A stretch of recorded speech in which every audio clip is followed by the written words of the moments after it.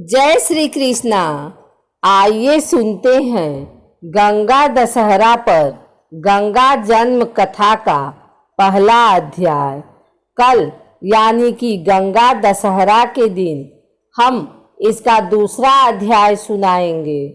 अगर आपने अभी तक हमारा चैनल सब्सक्राइब नहीं किया है तो सब्सक्राइब कर लीजिए।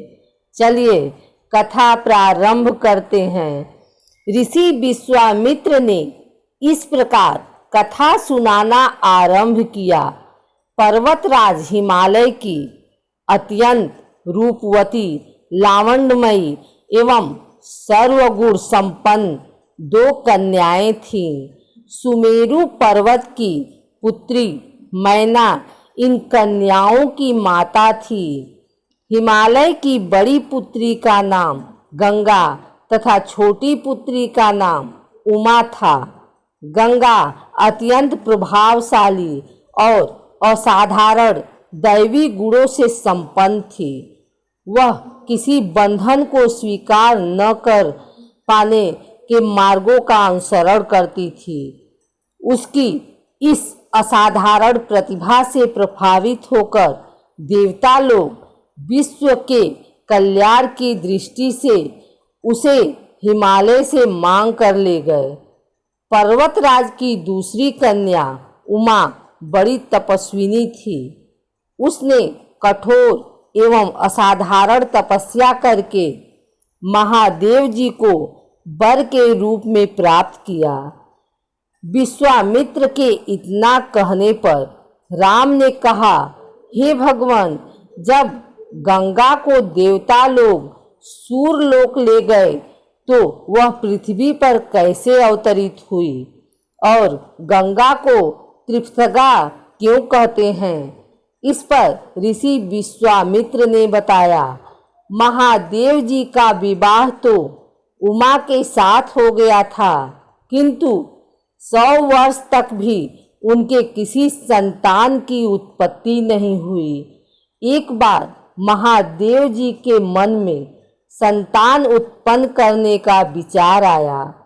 जब उनके इस विचार की सूचना ब्रह्मा जी सहित देवताओं को मिली तो वे विचार करने लगे कि शिव जी के संतान के तेज को कौन संभाल सकेगा।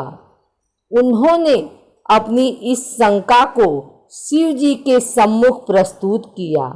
उनके कहने पर अग्नि ने यह भार ग्रहण किया और परिणाम स्वरूप अग्नि के समान महान तेजस्वी स्वामी कार्तिकेय का जन्म हुआ। देवताओं के इस षड्यंत्र से उमा के संतान होने में बाधा पड़ी तो उन्होंने क्रुद्ध होकर देवताओं को शाप दे दिया कि भविष्य में वे कभी पिता नहीं बन सकेंगे। इस बीच सूरलोक में विचरण करती हुई गंगा से उमा की भेंट हुई। गंगा ने उमा से कहा कि मुझे सूरलोक में विचरण करते हुए बहुत दिन हो गए हैं। मेरी इच्छा है कि मैं अपनी मातृभूमि पृथ्वी पर विचरण करूं। उमा ने गंगा को आश्वासन दिया कि वे इसके लिए कोई प्रबंध करने का प्रयत्न करेंगे। वत्स राम, तुम्हारी ही अयोध्यापुरी में सगर नाम के एक राजा थे। उनके कोई पुत्र नहीं था।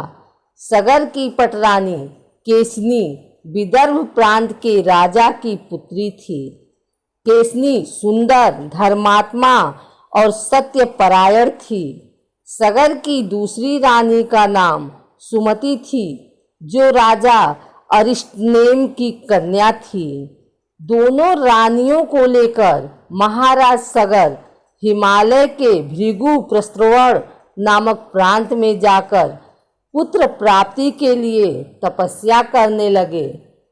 उनकी तपस्या से प्रसन्न होकर महर्षि भृगु ने उन्हें वर दिया कि तुम्हें बहुत से पुत्रों की प्राप्ति होगी। दोनों रानियों में से एक का केवल एक ही पुत्र होगा। जो कि वंश को बढ़ाएगा, और दूसरी के 60,000 पुत्र होंगे। कौन सी रानी कितने पुत्र चाहती है, इसका निर्णय वे स्वयं आपस में मिलकर ले। केसनी ने वंश को बढ़ाने वाले एक पुत्र की कामना की और गरुड़ की बहन सुमति ने 60,000 बलवान पुत्रों की। उचित समय पर रानी केसनी ने असमंजस नामक पुत्र को जन्म दिया।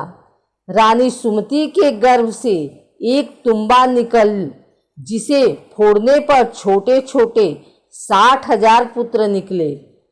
उन सब का पालन पोषण घी के घड़ों में रखकर किया गया। काल चक्र बीतता गया और सभी राजकुमार युवा हो गए। सगर का ज्येष्ठ पुत्र असमंजस बड़ा दुराचारी था और उसे नगर के बालकों को सरयू नदी में फेंककर उन्हें डूबते हुए देखने में बड़ा आनंद आता था। इस दुराचारी पुत्र से दुखी होकर सगर ने उसे अपने राज्य से निर्वासित कर दिया। असमंजस के अंशुमान नाम का एक पुत्र था। अंशुमान अत्यंत सदाचारी और पराक्रमी था।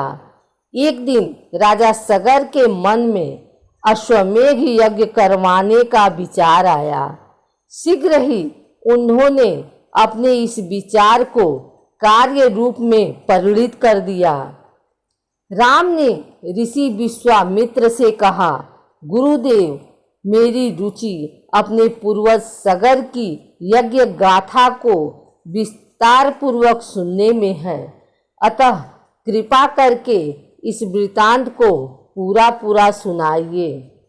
राम के इस तरह कहने पर ऋषि विश्वामित्र प्रसन्न होकर कहने लगे, राजा सगर ने हिमालय एवं विंध्याचल के बीच की हरी भरी भूमि पर एक विशाल यज्ञ मंडप का निर्माण करवाया।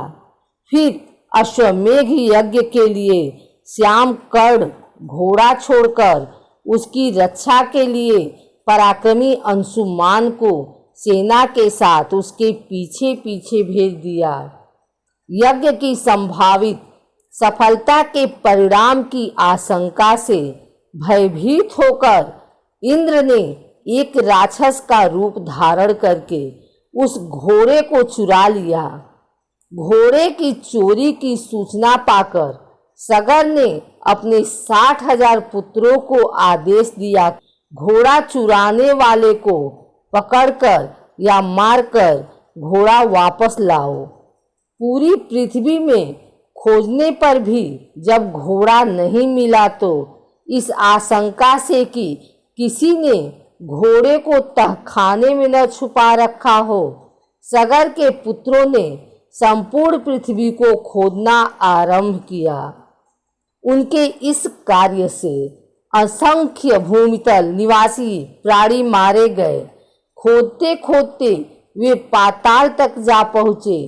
उनके इस नृशंस कृत्य की देवताओं ने ब्रह्मा जी से शिकायत की, तो ब्रह्मा जी ने कहा कि ये राजकुमार क्रोध एवं मद में अंधे होकर ऐसा कर रहे हैं। पृथ्वी की रक्षा का दायित्व कपिल पर है, इसलिए वे इस विषय में कुछ न कुछ अवश्य करेंगे। पूरी पृथ्वी को खोदने के बाद भी जब घोड़ा और उसको चुराने वाला चोर नहीं मिला तो निराश होकर राजकुमारों ने इसकी सूचना अपने पिता को दी। रुष्ट होकर सगर ने आदेश दिया कि घोड़े को पाताल में जाकर ढूंढो। पाताल में घोड़े को खोजते खोजते वे सनातन वसुदेव कपिल के आश्रम में पहुंच गए। उन्होंने देखा कपिल देव आंखें बंद किए बैठे हैं और उन्हीं के पास यज्ञ का वह घोड़ा बंधा हुआ है। उन्होंने कपिल मुनि को घोड़े का चोर समझकर उनके लिए अनेक दुर्वचन कहे और उन्हें मारने के लिए दौड़े। सगर के इन कुकृत्यों से कपिल मुनि की समाधि भंग हो गई। उन्होंने क्रुद्ध होकर सगर के उन सब पुत्रों को भस्म कर दिया।